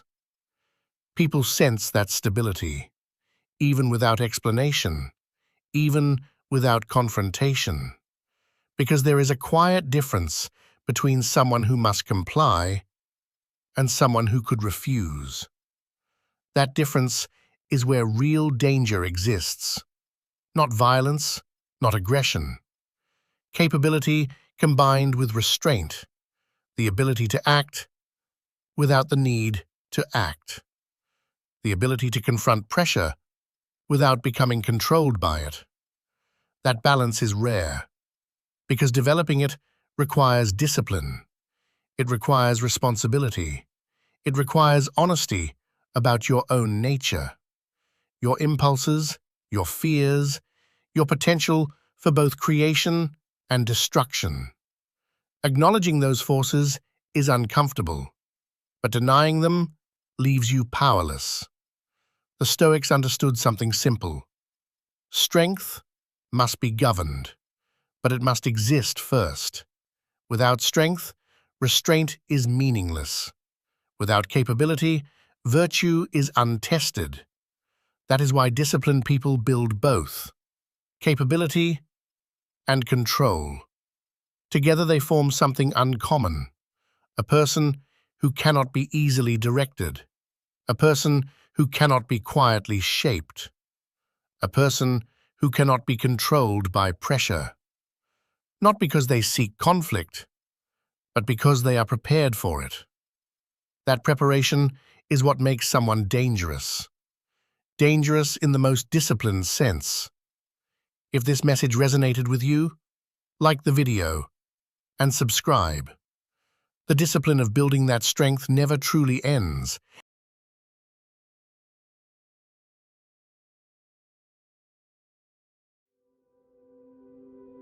The world is full of currencies. Money, status, recognition, influence. But most of them can be faked. Money can be inherited. Status can be performed. Recognition can be manufactured. Influence can be borrowed. The modern world is filled with symbols that appear valuable, but reveal very little about the person carrying them. Titles suggest authority. Images suggest success. Words suggest intelligence. But appearances are easy to construct. Effort is different. Effort cannot be convincingly imitated for long. You can pretend to know something, but sustained work will expose the truth. You can pretend to be disciplined, but repetition will reveal the gap. You can pretend to be strong, but resistance will test that claim. Work is where illusions collapse. The moment effort becomes necessary, the performance ends. Because effort demands something real: time, energy, attention, consistency, and those things cannot be borrowed from appearance. This is why effort is the most honest currency that exists. It reveals what someone is actually willing to invest, not what they claim, not what they display, what they give. Anyone can say they want something, anyone can describe their ambition, anyone can imagine a better version of themselves, but the moment effort becomes required, most of those ambitions disappear. Because effort is expensive. It demands early mornings, repetition, unseen work, progress that moves slowly. There are no shortcuts inside effort, no filters, no performance, just labor. And labor reveals character. The person who works when it is inconvenient reveals something about themselves. The person who continues when recognition is absent reveals something deeper. The person who returns to the work repeatedly reveals the truth of their priorities. Not what they say they value, what they actually value. This is why effort has always been respected across time. Long before modern signals of success existed, effort was the measure. The farmer who woke before sunrise, the craftsman who refined his skill, the soldier who trained beyond comfort. Effort made character visible, and that truth has not changed. In a world where image can be manipulated, effort remains stubbornly honest.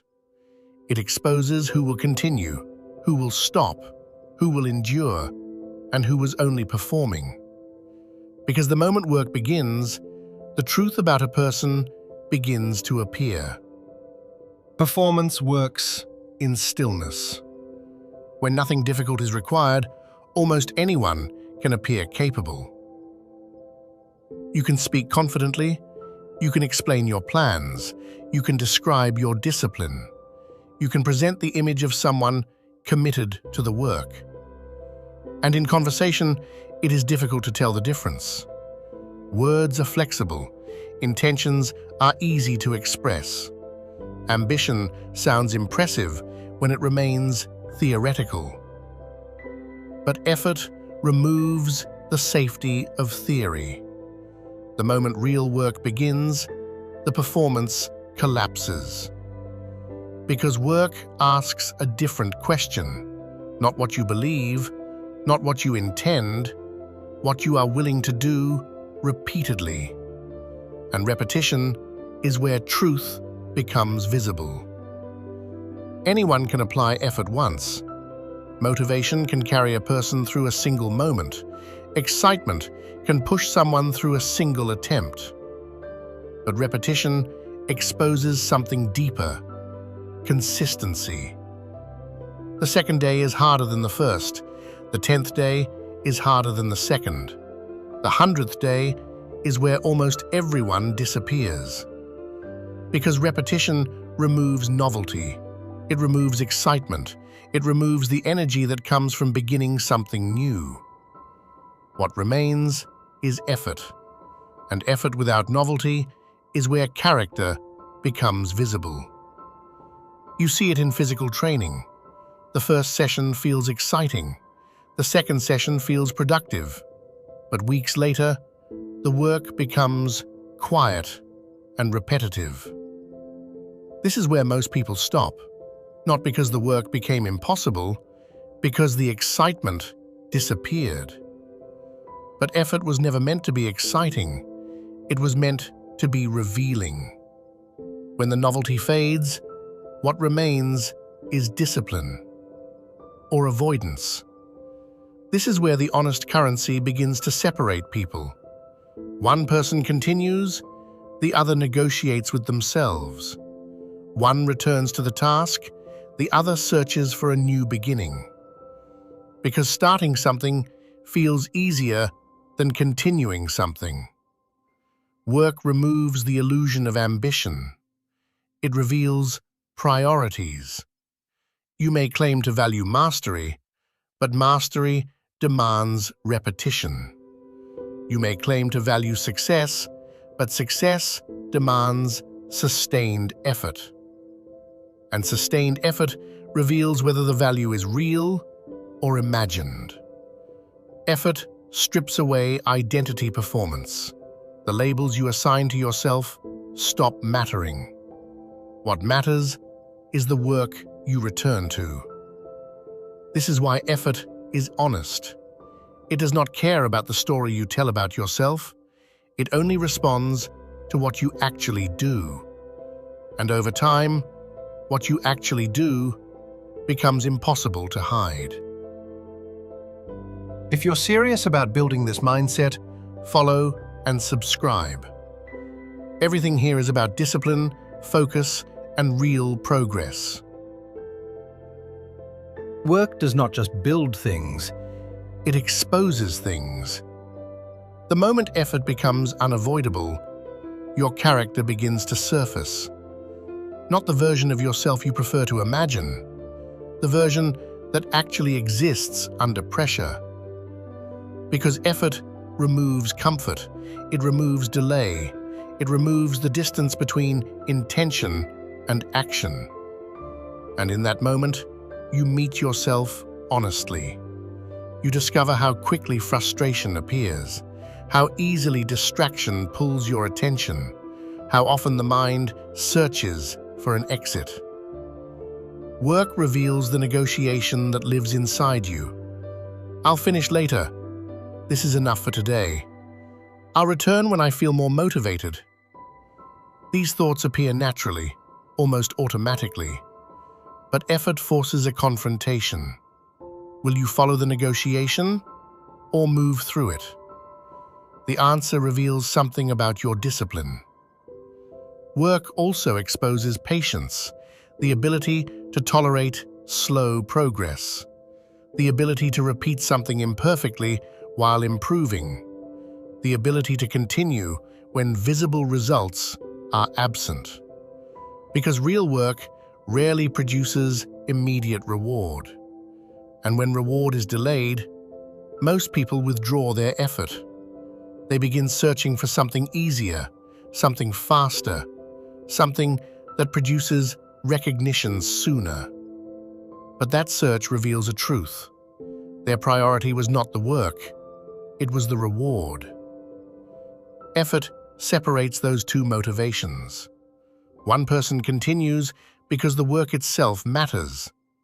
Another person stops because the reward arrived too slowly. This is why effort is such an honest currency. It reveals what someone is willing to endure for what they claim to value. You may say discipline matters, but discipline is proven through repetition. You may say growth matters, but growth is proven through effort under resistance. Words cannot prove these things. Work can. Over time, effort produces a quiet clarity. You begin to see patterns in yourself, where you hesitate, where you avoid, where you persist. Work becomes a mirror, not a flattering one, an honest one. And that honesty is uncomfortable because it removes the ability to pretend. You cannot hide from effort. It will eventually reveal the gap between who you believe you are and what you actually do. But that revelation is valuable because once the truth becomes visible, change becomes possible. Effort does not simply create results. It exposes the person responsible for those results, and that exposure is where real development begins. effort is honest. But honesty is uncomfortable because effort removes the distance between who you imagine yourself to be and who you actually are. When work begins, there is nowhere to hide, no reputation, no explanation, no performance, only the action itself. And the action answers the question: will you continue or stop? That answer becomes visible quickly. The person who values comfort withdraws. The person who values recognition waits for reward. But the person who values growth continues, even when the work is slow, even when the progress is invisible, even when no one is watching. Because effort does not depend on applause, it depends on commitment. The disciplined person stops measuring themselves by appearance. They stop measuring themselves by intention. They measure themselves by effort. Did I show up? Did I continue? Did I return to the work again? These questions are simple, but they are honest. Over time, effort builds something deeper than success. It builds integrity. Integrity is the alignment between what you claim to value and what you repeatedly do. Effort is the bridge between those two things. This is why effort cannot be replaced by appearance. You can imitate confidence, you can imitate knowledge, you can imitate success. But sustained effort cannot be imitated, not for long. Eventually, effort produces evidence, progress, skill, capability, or it produces nothing. And that evidence becomes impossible to argue with, because effort leaves a trail, work completed, skill refined, endurance strengthened. Over time, the person who continues becomes unmistakable, not because they talk more, because the work accumulates. Effort compounds quietly, day by day, repetition by repetition. Most people underestimate this process. They search for faster currencies, attention, recognition, quick outcomes. But those currencies fluctuate. Effort does not. Effort always produces something real. And over time, the person who chooses effort consistently becomes someone who cannot easily be faked, because the work has already revealed who they are. If this clarified something for you, like the video, subscribe, then return to the work and pay in the only currency that never lies.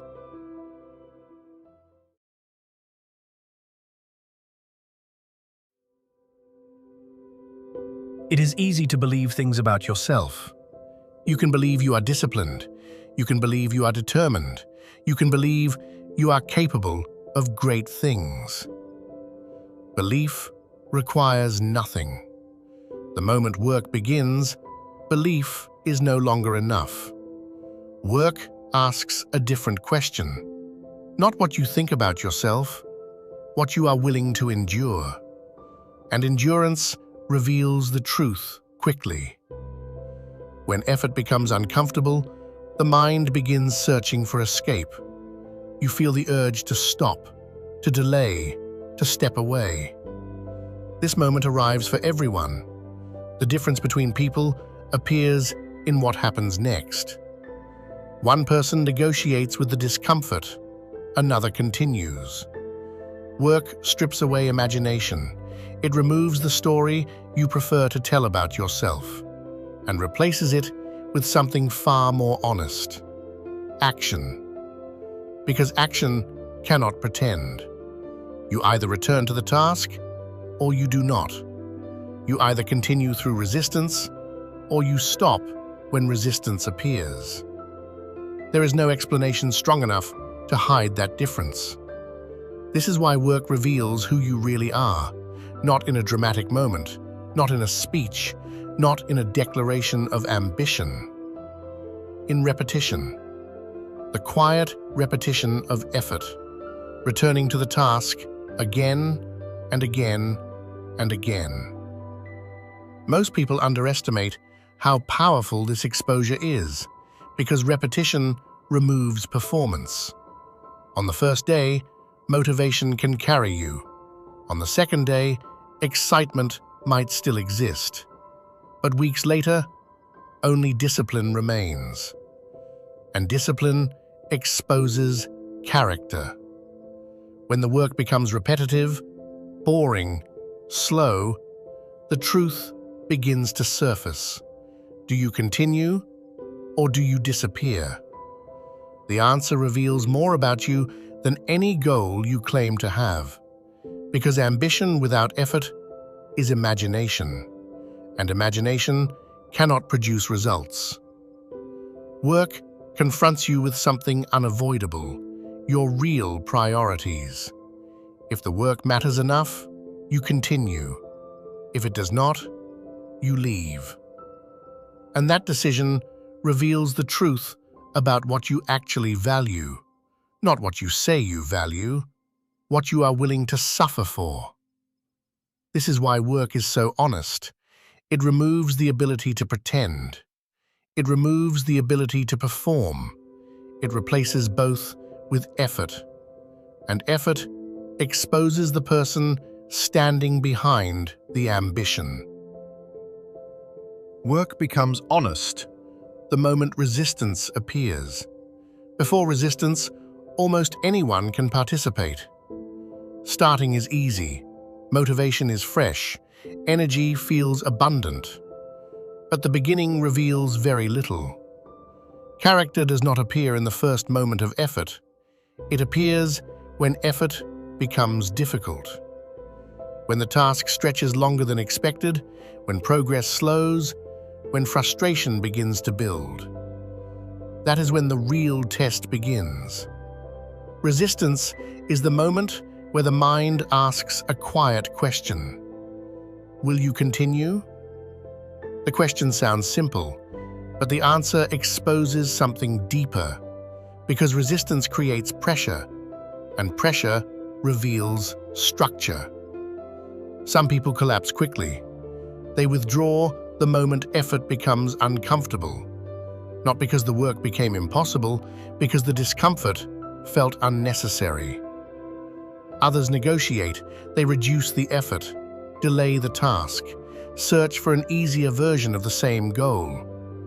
This looks like progress, but it is often avoidance. Very few people respond differently. They continue, not because resistance disappears, but because resistance does not decide the outcome. They recognize something important. Resistance is not an obstacle, it is a signal that the work has reached the point where character begins to matter. Anyone can move when the path is easy. Anyone can participate when the task feels enjoyable. Anyone can appear committed when the reward feels close. But resistance removes those conditions. Now the work asks a different question. Are you willing to continue without comfort? Are you willing to repeat effort without immediate reward? Are you willing to endure the frustration that comes with slow progress? Most people discover something uncomfortable at this stage. Their motivation was temporary. They believed they were disciplined. But discipline requires persistence under resistance. Without that persistence, effort becomes occasional, and occasional effort produces fragile results. This is why work reveals who you really are. It does not judge you by your ambition. It judges you by your response to resistance. Do you continue, or do you withdraw? Do you move through the discomfort, or do you step away from it? Resistance is the moment where identity becomes visible. Not the identity you claim, the identity you demonstrate. Because resistance strips away excitement, it strips away inspiration, it strips away performance. What remains is simple. your willingness to continue. And that willingness reveals your character with brutal honesty. If you're serious about building this mindset, Follow and subscribe. Everything here is about discipline, focus, and real progress. work reveals character. But so does avoidance. Most people believe their identity is defined by what they attempt, but it is often defined by what they avoid. The task you delay, the effort you postpone, the discomfort you refuse to face. These moments reveal priorities with perfect clarity.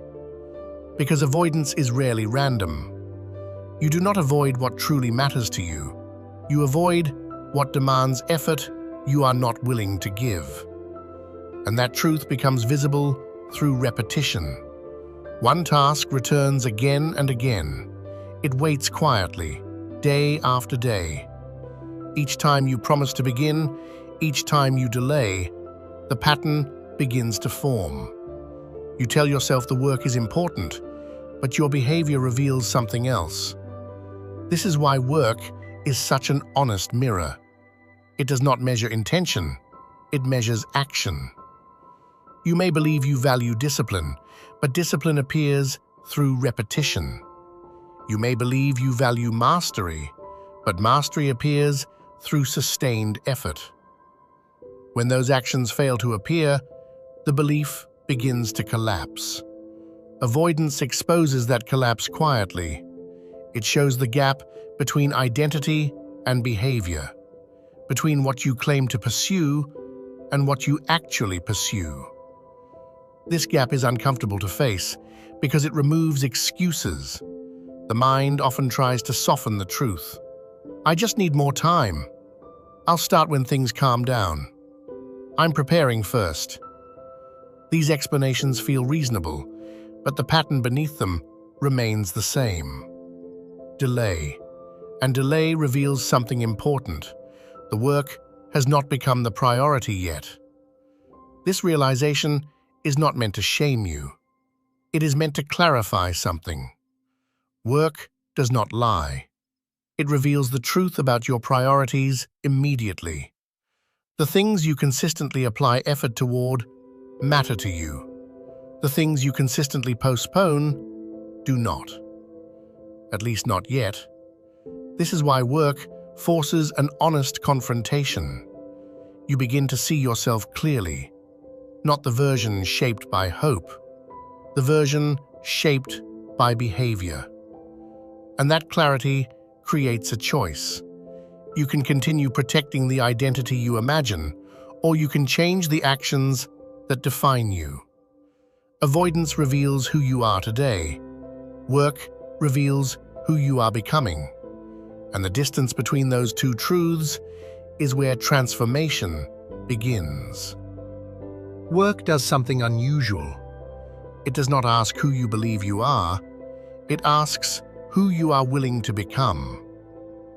Because effort changes people, not immediately, not dramatically, but slowly, through repetition. Each time you return to the work, something shifts. You become slightly more patient, slightly more disciplined, slightly more capable of enduring resistance. At first, the change is invisible. You struggle with focus. You struggle with frustration. You struggle with the slow pace of progress. But if you continue, the struggle begins to reshape you. Tasks that once felt difficult become familiar. Resistance that once felt overwhelming becomes manageable. And slowly, the person doing the work begins to change. This is the hidden power of effort. It does not simply produce results, it produces character. You begin to trust your ability to endure discomfort. You begin to trust your ability to continue when motivation disappears. And that trust changes how you see yourself. Because identity is not built through intention, it is built through repeated action. The person who returns to the work daily begins to see themselves differently. not as someone hoping for success, but as someone capable of producing it. This shift is subtle but powerful. The work that once revealed your weaknesses begins revealing your strength, not because the work became easier, because you became stronger. Most people stop before this transformation appears. They encounter resistance, they encounter frustration, they encounter slow progress, and they leave. But the few who remain discover something different. The work begins to change them. Their patience deepens, their discipline stabilizes, their effort becomes consistent. And over time, their identity begins to align with their actions. This is why work reveals who you really are, not because it judges you, because it exposes your choices.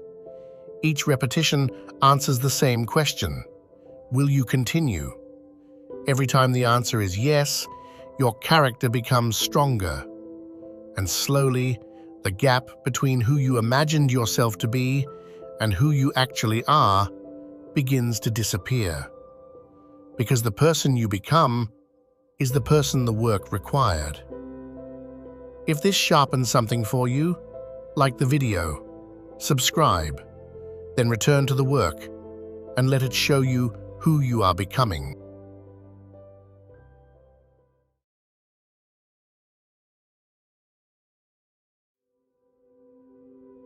Most people believe they are tired. But often they are not. They are resisting. Real exhaustion is physical. Your body slows, your muscles weaken, your focus fades. But the fatigue most people feel appears at very specific moments. When the work becomes uncomfortable, when the task requires discipline, when effort must begin. Suddenly the mind says something familiar. You're tired. But watch what happens next. A message appears on your phone. A new distraction arrives. Something entertaining presents itself. And the fatigue disappears. Energy returns instantly. Attention sharpens. Curiosity wakes up. That was not exhaustion. It was avoidance. The mind is skilled at protecting itself from effort. When a task feels demanding, it begins negotiating. Start later. Do it tomorrow. You deserve a break. These phrases sound reasonable. They sound compassionate. They sound logical. But they are often nothing more than resistance speaking politely. Discipline requires seeing through this illusion, understanding that the first wave of fatigue is often psychological, not physical. Your mind senses discomfort ahead, so it produces hesitation. The hesitation arrives disguised as tiredness. The moment before effort is where the negotiation begins. You feel the resistance. You hear the excuses. You feel the pull toward delay. Most people stop here. They accept the negotiation. They postpone the action. But every time that happens, discipline weakens. Because the mind learns something important. If it argues long enough, you will listen. And once the mind learns that negotiation works, it begins negotiating more often. Small tasks feel heavier. Starting feels harder. Effort begins to feel rare. Not because your capacity disappeared, because resistance was rewarded. The disciplined person understands this pattern. They recognize the moment the mind begins bargaining, and they do something simple. They move anyway. Not because the resistance disappears, because they refuse to negotiate with it. Most of the time, you are not tired. You are standing at the edge of effort, and your mind is asking for permission to avoid it. The mind rarely refuses effort directly. It negotiates. Very rarely does the mind say, "Do nothing." Instead, it proposes a compromise. Start later. Just today. You deserve a break. Each suggestion sounds reasonable, Each one feels harmless. But these negotiations follow a pattern. They appear at the exact moment effort is required. Before the workout begins, before the difficult conversation, before the task that demands focus. That is when the bargaining starts. The mind begins presenting options. Rest instead. Delay instead.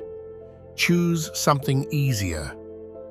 The negotiation is subtle. It does not sound like weakness. It sounds like logic.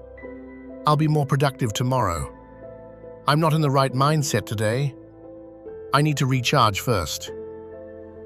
These arguments feel convincing because the mind knows exactly how to persuade you. It speaks in your voice. It uses your reasoning. It presents comfort as intelligence. But discipline recognizes the pattern. The moment negotiation begins, action must begin. If you wait for the negotiation to end, you will wait forever. Because the mind is skilled at extending the conversation. One excuse becomes another. One delay becomes the next. Soon the task moves from today to tomorrow, then to next week, and eventually it disappears completely. This is how discipline quietly erodes, not through dramatic failure, through small negotiations. Each accepted excuse strengthens the habit of avoidance. Each delay teaches the mind something dangerous. If resistance appears, you will obey it. Over time, the negotiation becomes automatic. You feel discomfort. Your mind offers relief. You accept the offer, and the cycle repeats. The disciplined person breaks the cycle early, not by winning the argument, but by refusing to have it.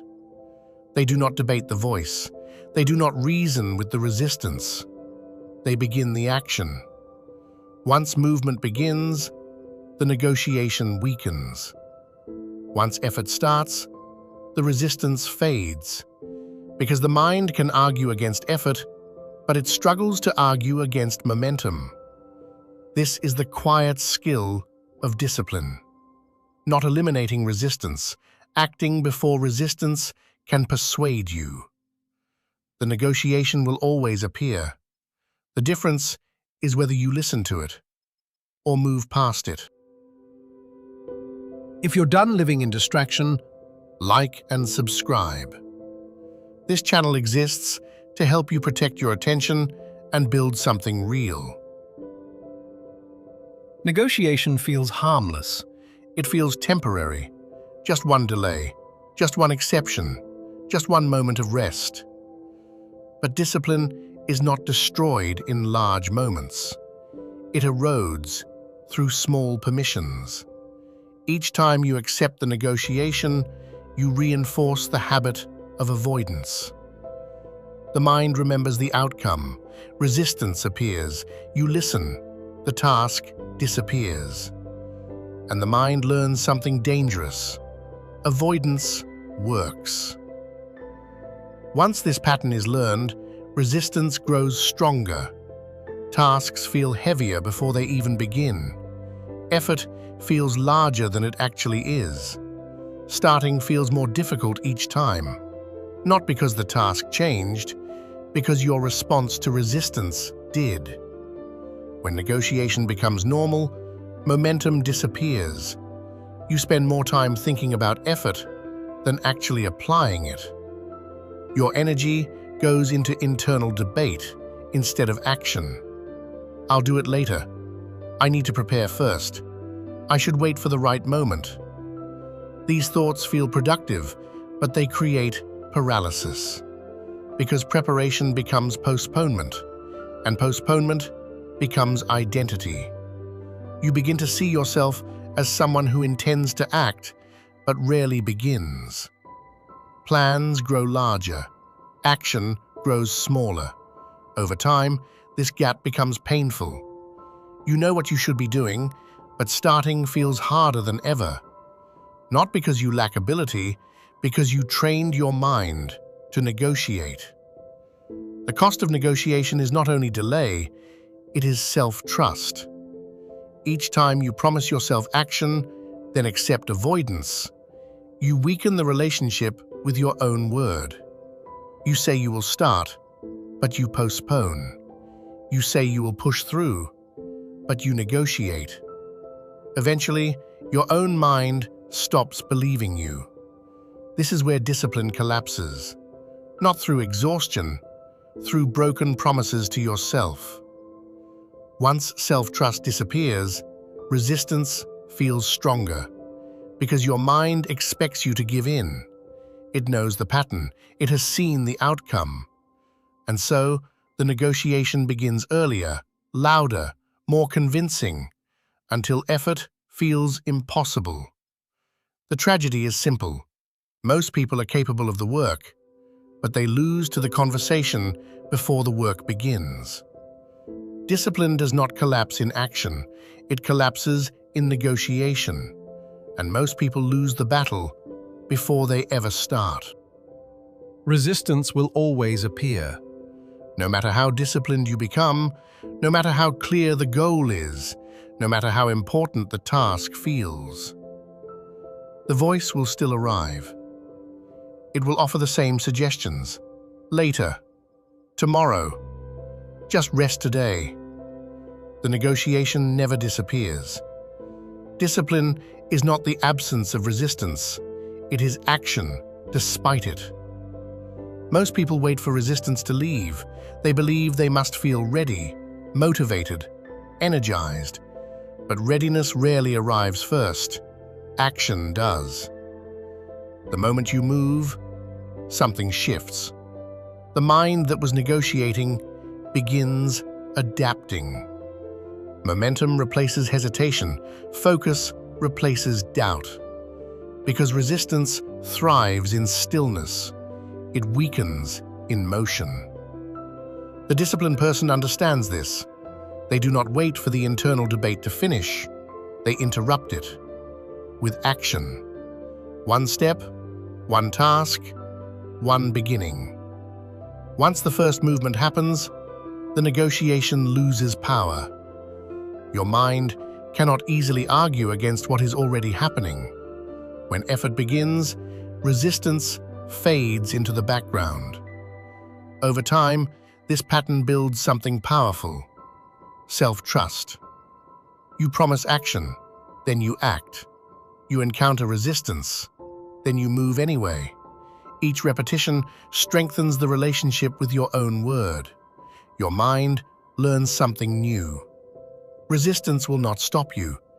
Eventually, the negotiation changes.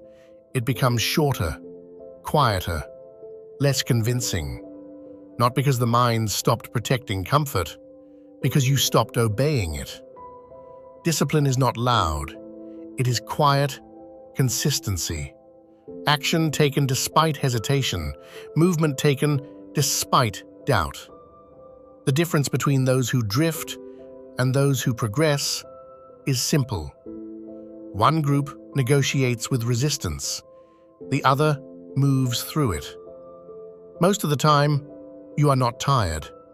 You are standing at the edge of effort, and discipline is the step forward. If this clarified something for you, like the video, subscribe.